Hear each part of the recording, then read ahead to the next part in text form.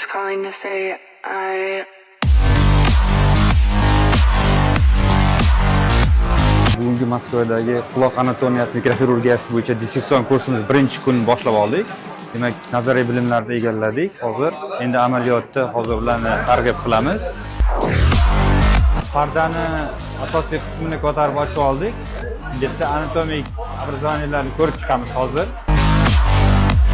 Keyingi etapimiz stapedoplastik amaliyoti. Stapedoplastik amaliyoti uchun hop, mana uzangi suyakchani to'liq olib tashladik. Bugungi samarali ma'lumotlarga boy kunimiz yakuniga yetyapti. Demak, bugungi kun bo'yicha hisob qiladigan bo'lsak, tashqi eshituv yo'lidagi obrazovaniyalar, o'rta quloq pardalarining teshilishi, yamash usullari va suyakchalarni almashtirishlar bo'yicha amaliyotlarni bajardik.